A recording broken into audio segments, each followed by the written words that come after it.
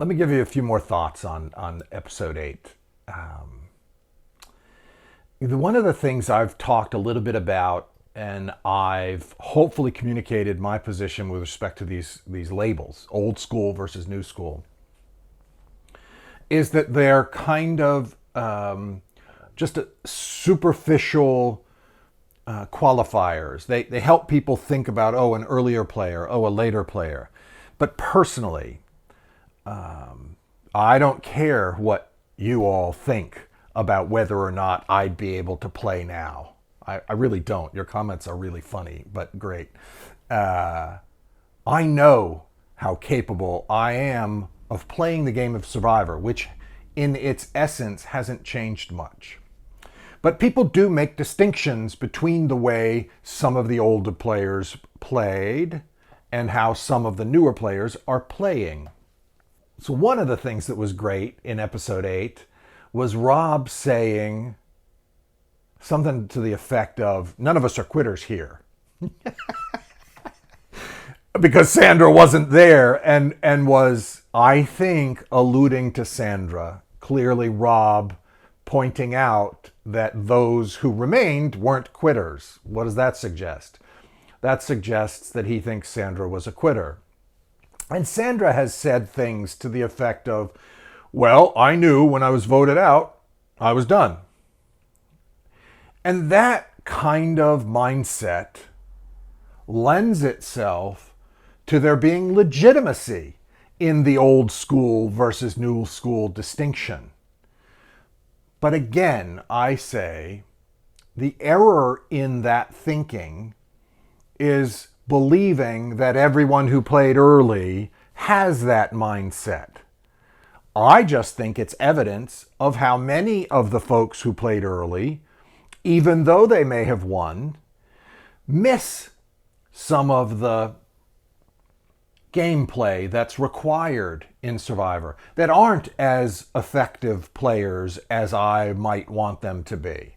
And yeah, damn it, as I believe I am. I know you'll love that ego. Oh, you're always talking about how so great you are. I'll get to your comments. I'm definitely going to touch on some of them. Oh, people are just like, well, I don't know why Hatch thinks he's so good.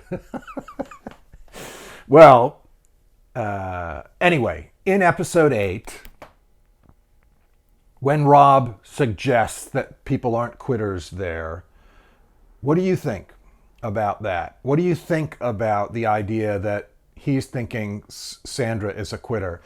So, from my perspective, when Sandra says something to the effect of she's not thinking much beyond, hey, when I'm voted out, I'm voted out, suggests to me that there is something missing, some gameplay that's not there, and it's consistent with my understanding of Sandra.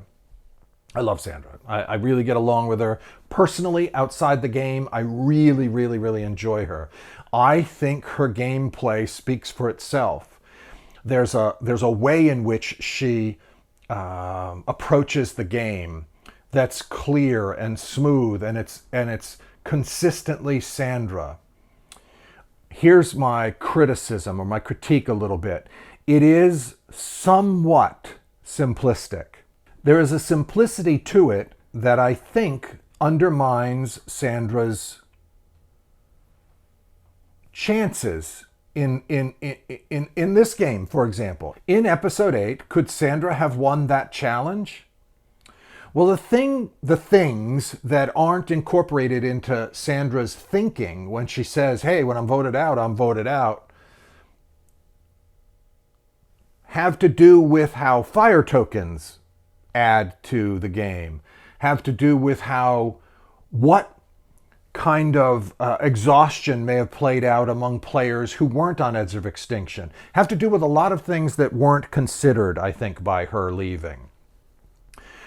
So we didn't know what advantage would be available from fire tokens. And it turned out that the advantage in the challenge to get back into the game only needed one token. So if Sandra hadn't had been required to dig up that bag of string in the sand, she had some possibility of being able to compete in that challenge.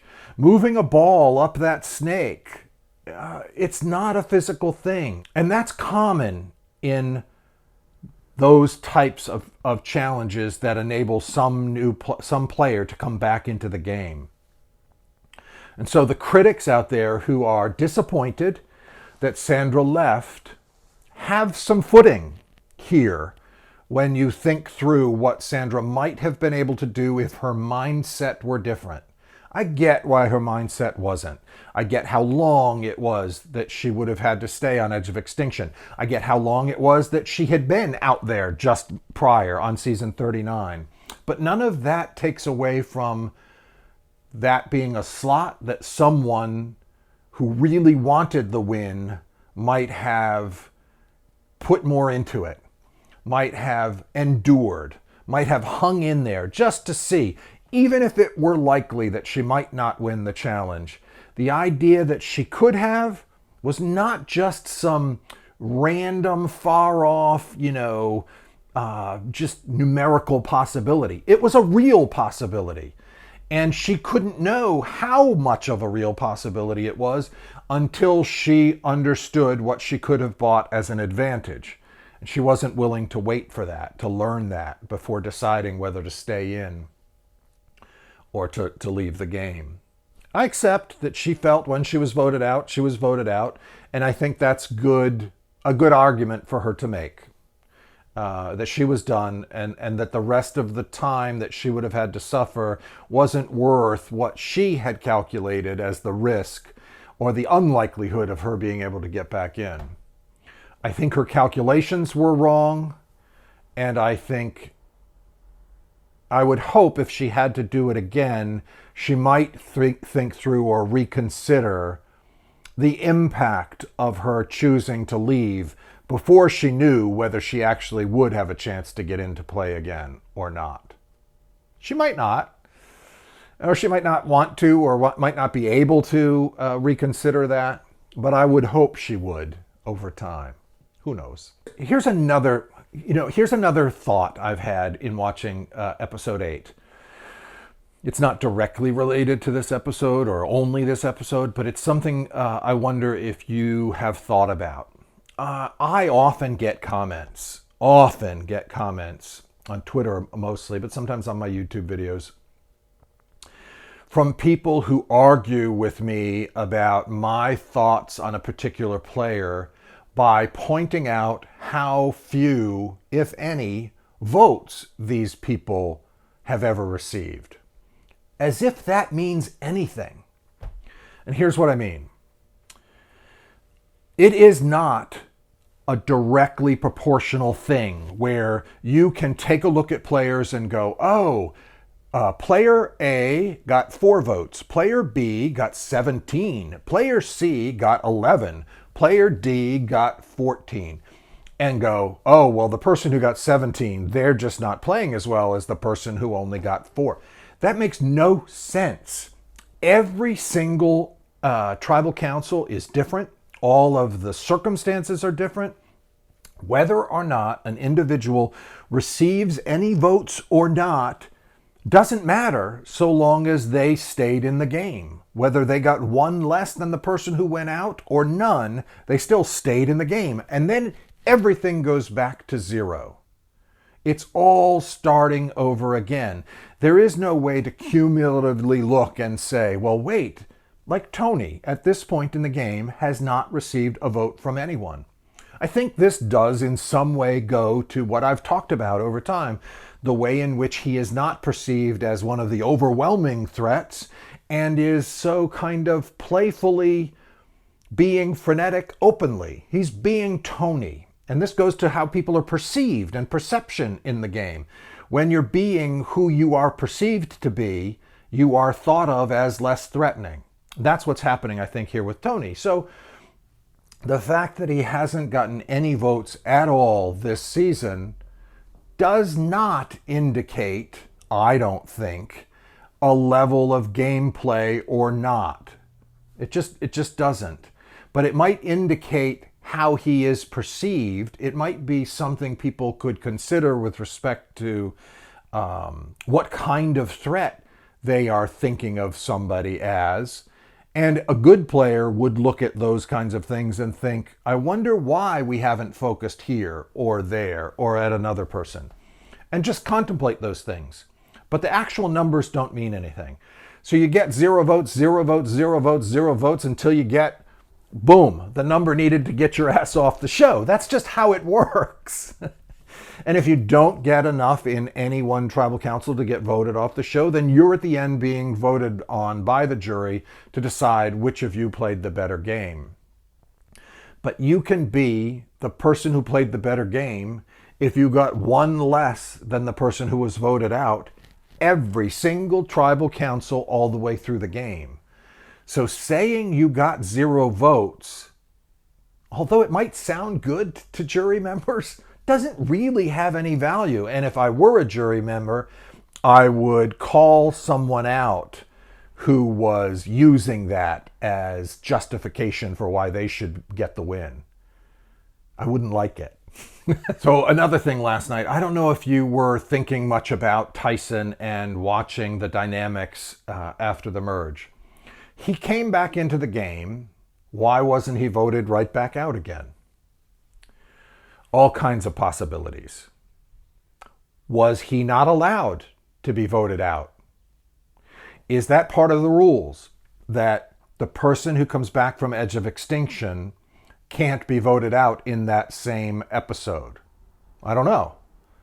I don't think it is part of the rules, so I think considering why Tyson wasn't voted out is valid, but it might be. I don't know what they said this season, what the participants were told. But it was interesting that nobody even seemed to be discussing Tyson as a possibility. But that could be simply because there were now folks in these other players' minds who were, for whatever reason, dangerous or helpful. And so having had everybody else out of the game on Edge of Extinction, the players who were remaining already had in mind the things that were unfolding that needed to happen in their best interests. And so their processing of the game didn't include someone from Edge of Extinction.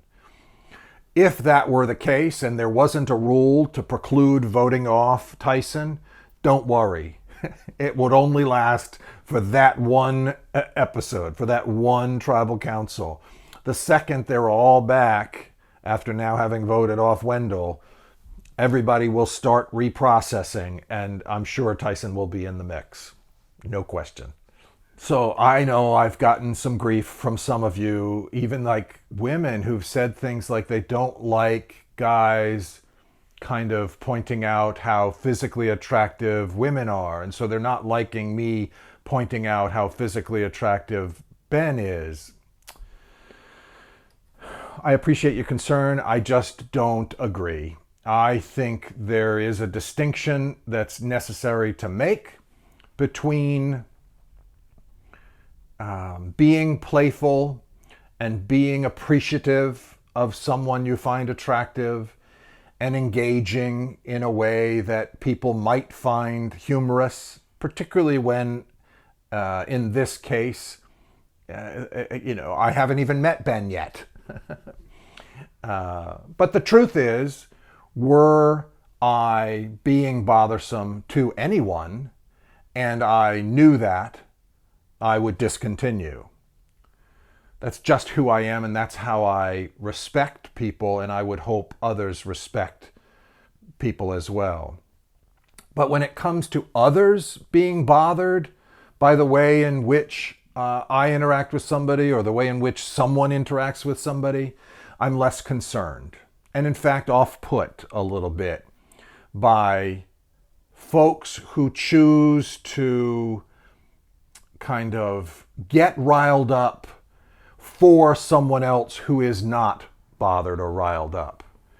I think that takes away from our ability to interact openly and playfully in ways that are natural and unharmful and unintentionally and certainly not intended to make anyone uncomfortable.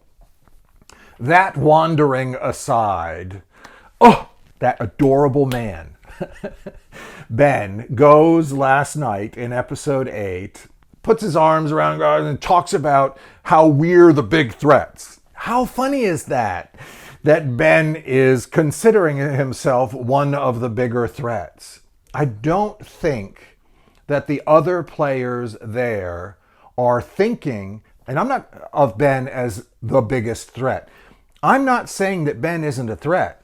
I love many of the things I've seen unfolding in this in this season, with respect to how Ben is commenting and the choices he's making, in addition to just how delicious he looks. It's my appreciation for him is not skin deep. I do think he is playing pretty well, but I had to giggle when he just called himself one of the bigger threats. I'm not so sure I would go that far. So one last thought about episode 8 had to do, let me just kind of add on. I talked already about my thoughts with respect to all of the players in season 40 being on the jury. That's new. That's a first. And if they had been told ahead of time, that's fair. That's not an issue in any way. If you knew that everybody would be on the jury, then you can make your choices and play the game as you wish.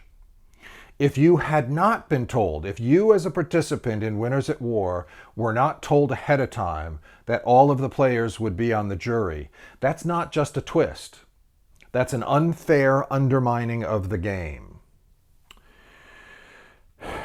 But in addition to that, I've talked about that already, the idea of being on edge of extinction while being part of the jury is an interesting concept from the standpoint of viewers who wonder, what do jurors talk about, right? Because if you're out there on edge of extinction, don't tell me you aren't going to talk about the other players and your thoughts and how you might vote and who it is that you're favoring or leaning toward or wanting, blah, blah, blah. You are. I don't know that that's much different from what happens at Ponderosa, where jurors interact and viewers just never see or even probably think too much about that kind of interaction. The truth is, the members of the jury do influence one another. They influence one another while they're playing the game. Their thoughts, their conclusions do impact the thoughts and conclusions of the other players, depending on how able they are to share them influentially. Others would say manipulate people. Influence versus manipulation. It's just a matter of connotation. Anyway, so I think that's going on. I think that will be going on now that we know all of the players are members of the jury. Those people on edge of extinction will be chatting about their thoughts with respect to who might deserve the win, who they think is the winner, who they would vote for as winner. So it'll be interesting to see as it comes down to the end. It's similar to what happens in all of the seasons, where it's not just like personality and do you like somebody, but do you respect them? And was their game worthy of your vote? There's a mishmash of that, you know? And conversations around who people are and how they're perceived by each of the members of the jury will tend to influence one another. You know, 80% of you who are listening to these videos have not subscribed to my channel. Please subscribe. Just hit the subscription button and hit the notification button, and you'll be informed when I have another video up for you to listen to. After you've subscribed, comment. Comment positively, comment negatively. No holds barred.